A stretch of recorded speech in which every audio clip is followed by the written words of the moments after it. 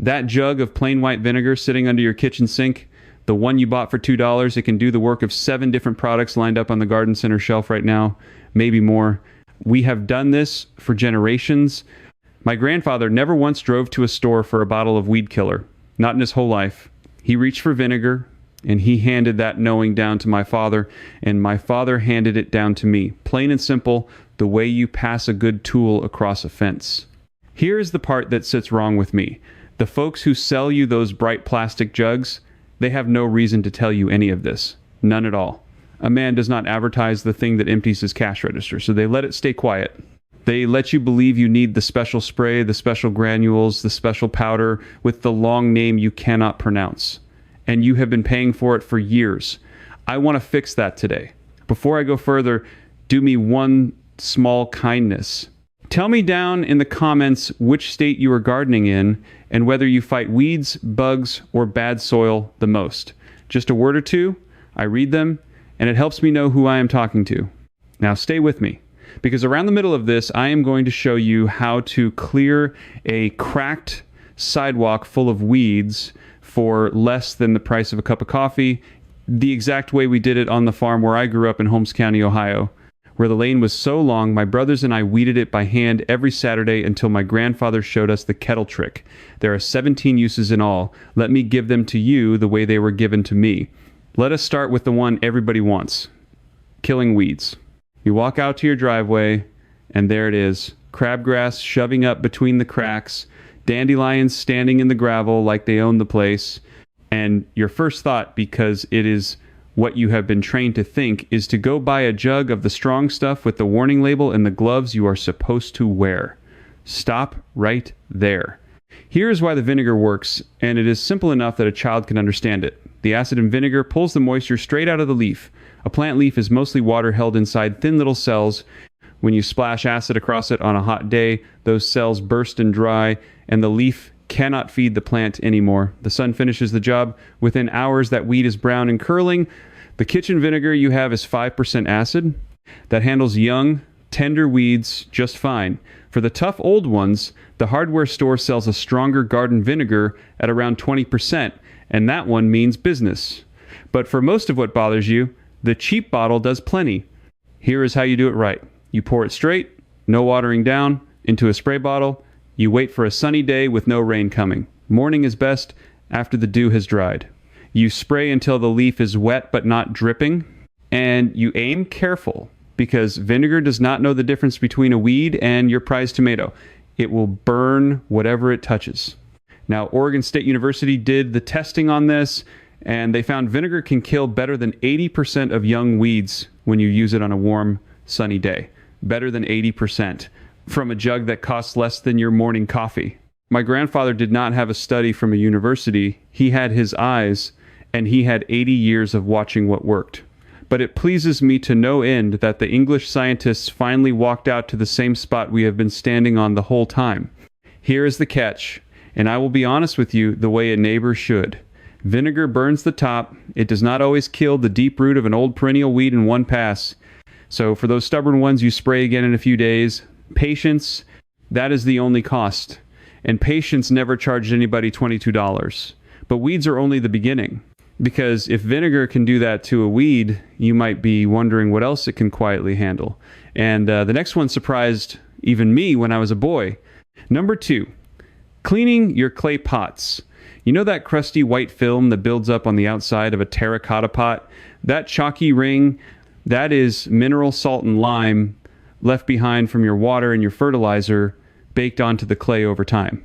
Folks throw those pots away thinking they are ruined. They are not ruined. They are just dirty. You soak that pot in a tub of 1 part vinegar to 3 parts water for about 30 minutes.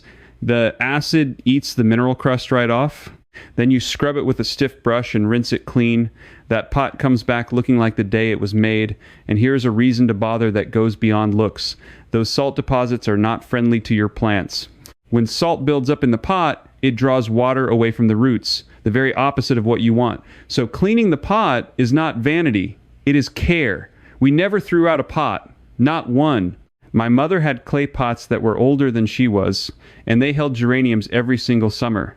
But a clean pot is no good if the soil inside it has turned against you. And that brings me to something most folks get exactly backward. Number 3, testing your soil. Before you spend a dime on lime or sulfur or any of those soil amendments in the heavy bags, you can get a rough read on your dirt with vinegar and a spoonful of patience. Scoop some soil into a cup, pour in a little vinegar. If it fizzes and bubbles, your soil is alkaline on the sweet side, sitting up above 7 on the scale. The acid is reacting with the lime in your ground. If it does nothing, your soil is neutral or acidic. Now, this will not give you a precise number like a $50 test kit. I will not lie to you and say it does, but it tells you which direction you are leaning, and that is often all a gardener needs to stop guessing. My father read our soil this way for 40 years and grew sweet corn that neighbors drove buggies to come look at. The garden center would rather sell you the kit and then sell you the bag of the thing the kit says you need. There is always one more thing to buy. Always. That is the whole machine. But your eyes and a splash of vinegar will start you down the right road for nothing. Now, here is where it turns, because the soil leads us straight to the plants that love acid. And this is where vinegar stops being a cleaner and starts being a feeder. Number 4, feeding your acid-loving plants. Some plants want sour ground. Your blueberries, your azaleas, your rhododendrons, your hydrangeas, which will even change their flower color based on how sour the soil is. These plants struggle in sweet, alkaline dirt. The leaves go yellow, the growth stalls, and you stand there wondering what you did wrong. You did nothing wrong. The soil is just not sour enough for them. So you mix 1 tablespoon of vinegar into 1 gallon of water, and you pour it around the base of those acid-loving plants every couple of weeks during the growing season. It gently nudges the soil toward the sour side those plants crave. The iron that was locked up in alkaline soil becomes available again, and that yellow leaf greens right back up. A word of care, because I always give you the catch. Do not pour it strong and do not pour it daily. Too much acid too fast will stress the roots. Slow and steady is the way. The old ways are almost always slow and steady, and that is exactly why they last. And if this kind of knowing speaks to you, I want to tell you about something we put together for exactly that reason. We collected the most useful of these old-time methods into a pair of field guides, the Garden Blueprint, which covers old-fashioned pest cures that cost pennies, and the Harvest Blueprint, which goes deep into Amish soil and storage secrets for bigger yields. Both are also available together as the Complete Garden Field Edition. You can find them linked in the description below for $97, and everything in them was written the same way this was told to you, plain, honest, and built to last. Now, back to what vinegar can quietly handle, because for every plant that loves it, there is a creature in your garden that cannot stand it. Number 5, keeping ants away. Ants leave an invisible trail for each other. They lay down a scent, a chemical line, and the whole colony marches along it like a road. When you see a line of ants on your patio or up the leg of your picnic table, you are looking at that road. Vinegar erases the road. You mix it half and half with water. You spray it right along where they travel and around the doorways and cracks where they come in, and the scent trail vanishes. The ants lose their map. They cannot find their way to the food, and they move on. It does not poison your soil. It does not leave a residue that worries you when your grandchildren crawl on the porch.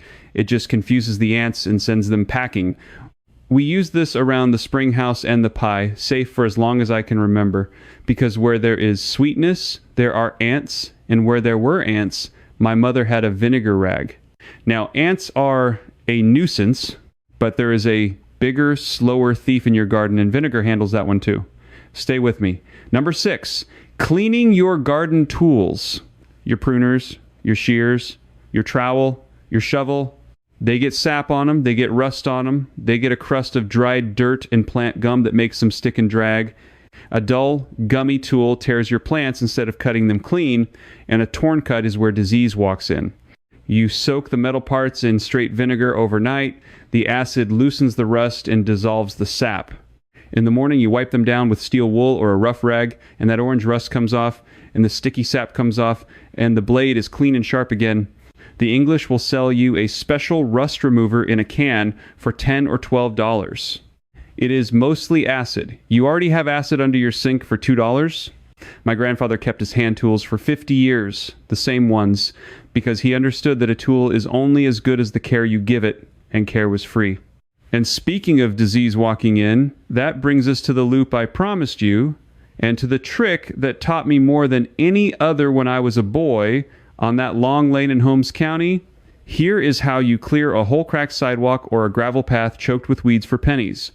You take your weeds growing up through the cracks, the ones in the concrete and the brick where you cannot dig and you cannot mow. You bring a kettle of plain water to a hard boil, and right before you pour, you stir in a good splash of vinegar and a spoonful of salt. Then you pour it slow, right over the crown of each weed, where the green meets the ground. 3 things hit that weed at once. The boiling water cooks the cells. The salt dries them out and poisons that little pocket of cracked soil where nothing you want is growing anyway, and the vinegar finishes the leaf. Together they reach down into the crack where your sprayer never could, and they get the root that a spray would miss. That is the difference. A spray sits on top. The boiling vinegar water pours down into the gap and cooks the whole thing, root and all. We did the long lane this way every spring. My brothers thought it was a chore. My grandfather thought it was the cheapest groundskeeping in the county, and he was right. A kettle of water, a splash of vinegar, a spoon of salt, less than a cup of coffee. And that path stayed clear until the snow came. One caution, and it matters. Only use the salt in the cracks and gravel where you want nothing to ever grow. Salt lingers in the ground. Keep it far from your flower beds and your vegetable rows. In the cracks, that lingering is a gift. In your garden, it is a mistake. Know the difference, and you will never go wrong. Now, I told you there were 17, and we are just past a third of them, so let me pick up the pace, because some of these are the ones almost nobody knows. Number 8. Cleaning your hummingbird feeder in your bird bath. That black mold and slimy buildup inside a feeder can make birds sick. Soap leaves a residue birds do not like, and you can never rinse it all out. So you swirl a mix of 1 part vinegar to 4 parts water inside, let it sit a few minutes, scrub with a bottle brush, and rinse well with plain water. It cuts the mold and the mineral scale and leaves nothing behind that troubles the birds. We always kept the birds welcome. They earn their keep eating bugs off the crops. Number 9, wiping down the inside of your greenhouse or your cold frame glass. Hard water spots and algae cloud the glass and steal the light your seedlings are starving for. A spray of half vinegar and half water wiped with newspaper and the glass comes clear. More light, stronger seedlings, no streaks. Number 10, stopping cut flowers from wilting so fast. When you bring zinnias or roses in from the garden and set them in a vase, they droop in a day or two because bacteria builds up in the water and clogs the stems so they cannot drink. You add 2 tablespoons of vinegar and a tablespoon of sugar to the vase water. The vinegar holds back the bacteria, the sugar feeds the bloom. Those flowers stand tall for days longer. My mother had jelly jars of cosmos on every windowsill in August, and they lasted near a week because of this. Number 11, cleaning a dirty plastic kiddie pool or rain barrel, that green algae film that coats the inside, a vinegar rinse, a stiff brush, and it lets go without harsh bleach soaking into ground you might water your garden from. But here is where I want to slow down, because I know some of you watching are thinking, this is all fine for somebody starting a brand new garden with new pots and young weeds and tidy little beds. What about the rest of you? The ones who have lived on the same piece of ground for 20, 30, 40 years, established yards, old beds, big overgrown shrubs, soil you have worked so long you think it is past helping. I want to talk to you for a minute, because the old ways were built for exactly your situation. My people did not garden on fresh new lots. We gardened the same soil for 100 years and more. Here is something you can do this very weekend, no special equipment, on a garden that has been in the ground for decades. Walk out to your most stubborn patch, the place along the fence or behind the shed where weeds win every single year and you have half given up. This weekend, on the next warm sunny morning, take straight vinegar in a spray bottle and hit every weed leaf you can reach. Then come back 4 days later and hit the survivors again. No digging, no bending for hours, no expensive jug. And for your tired, packed down soil in an old bed, do the fizz test I gave you earlier on 3 or 4 spots around the yard, because an established garden often has different soil in different corners after all these years of you adding this and that. You may find one bed gone sweet and alkaline while another stayed sour.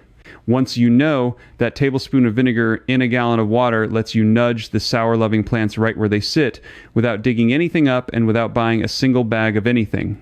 An old garden is not a problem to fix. It is an advantage. That soil has been building life for decades. You just need to read it and steer it the cheap and patient way instead of letting somebody sell you a fresh start you do not need. That is the thing about the people who sell garden products. They love a beginner because a beginner buys everything. But they have an answer for you too. There is always a new product for the established gardener, a richer fertilizer, a stronger killer, a special tonic for tired soil. An entire industry built not on solving your problem, but on keeping you coming back. Dependent. One more bag, every season, forever. My grandfather was dependent on no one. That was the whole point of how he lived. And a $2 jug of vinegar is a small piece of that same freedom. Let me give you the rest, because the last handful are the ones that feel almost like a secret. Number 12, keeping cats and rabbits out of the bed. Cats dig in soft soil. Rabbits nibble your young greens to the nub. Both of them dislike the sharp smell of vinegar. You soak a few rags or old corn cobs in vinegar and set them on little stakes around the bed, or tuck them at the corners.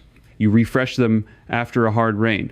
The smell tells the animals to look elsewhere, and it harms nothing. Number 13, cleaning the gunk off your gardening gloves and your knee pads and your harvest baskets. Number 14, getting fruit stains and grass stains out of your work clothes. A little vinegar dabbed on before the wash loosens what the soap alone leaves behind. My mother swore by it on my father's shirts after berry picking, and there were a lot of berry picking shirts. Number 15, keeping your watering can and your hose nozzle from clogging. The mineral scale that builds up and chokes the flow, the same crust that ruins a clay pot, builds up inside your watering tools too. A soak in vinegar dissolves it, and the water runs free again. Number 16, freshening up your compost when it goes sour and smelly. Now this one needs a careful hand. A compost pile that has gone slimy and sour is usually too wet and too packed. A small splash of vinegar can help, but the real fix is turning it and adding dry brown material like leaves and straw. I tell you this because I will not sell you vinegar as a cure for everything. It is a fine tool. It is not a miracle. The honest neighbor tells you both. Number 17. And this is the one I saved for last on purpose, because it is the one almost nobody in the outside world remembers, and it is the most useful of them all. Vinegar to test if your old saved seeds are still good and to wake them up faster. Here is the trouble every gardener with a coffee can of saved seeds knows. You have seeds from last year, or 2 years back, or some your neighbor handed you in an envelope, and you have no idea if they are still alive. So you plant them, you wait 2 weeks, and half the row never comes up. Now it is too late in the season to replant, and you have lost a whole patch of the garden to seeds that were dead the day you sowed them. There's an old trick for the hardest seeds. The thick-shelled slow ones, morning glories, sweet peas, okra, certain beans, the ones with a coat so tough that water can barely get in. In nature, those seeds wait through the acid of a fruit rotting or passing through an animal before they sprout. The acid eats a tiny bit of the shell. That is the signal that wakes them. So you take a small cup of warm water, add just a capful of vinegar, and soak those hard seeds for a few hours, no more, before you plant. The mild acid softens that tough coat just enough for water to slip in and wake the seed. They sprout days faster, and more of them sprout at all. This is the part that gives me a quiet satisfaction. There is real research behind it now. Scientists studying seeds with hard coats have found that a soak in a weak acid breaks what they call seed dormancy and raises how many actually sprout. They have papers and charts for it. They call it scarification. My grandmother called it waking the seeds, and she did it in a teacup on the windowsill every March with cider vinegar while she waited on the snow to melt. She did not know the word in the science journal. She knew the seeds came up, and generation after generation, while the outside world forgot, while folks lined up to buy fresh seed packets every single spring because they assumed last year's were no good, my people just kept waking their own seeds in a cup of vinegar water and planting on. That is the whole story right there. In one teacup, the knowing never disappeared. It was just kept quiet on the plain side of the fence, because nobody on the other side had a reason to remind you. You cannot sell a fresh seed packet to a woman who knows how to wake the one she already saved. You cannot sell a jug of weed killer to a man with a kettle and a splash of vinegar. You cannot sell a soil kit and a bag of lime to a gardener who reads his dirt with a spoonful from under the sink. None of this was ever a secret because it was complicated. It stayed quiet because it was cheap. Because there is no profit in the truth that you already own almost everything your garden needs. So here is what I want you to carry away from this. You did not lose anything today. You got something back, something that was quietly taken from you, one purchase at a time, over years of being told you needed the special product for every little job, 17 jobs, and one $2 jug does the lot. That is who you are if you are still here with me. You are the kind of person who would rather use what works than pay for what shines. The kind who trusts a kettle and a clay pot and a saved seed over a marketing label. My people never had another choice, and it turned out to be the better way the whole time. So go check under your sink. If that jug is near empty, the next one will run you $1 or $2, and it will outwork a whole shelf of plastic bottles. And do this for me before you go. Go back down to the comments and tell me the state you are gardening in and whether weeds, bugs, or bad soil is your biggest fight. I asked you at the start, and I mean it. I read them. Tell me which of these 17 you are going to try first this weekend. Type it out. It only takes a moment, and it helps me know what to bring you next. If this is the kind of knowing you want more of the plain and practical kind the old folks never wrote down, come along with us. This is not about following a channel. It is about a whole group of us, neighbors really, recovering what was nearly let go, one simple thing at a time. Because next I want to show you the 3 things my grandmother kept in her root cellar that let her store potatoes and apples clear through to spring without a lick of electricity, and the one of them that the modern world threw away first. It is older than vinegar, it is cheaper than vinegar, and almost nobody remembers it. Stay with me and I will hand it down to you the same way it was handed down to me.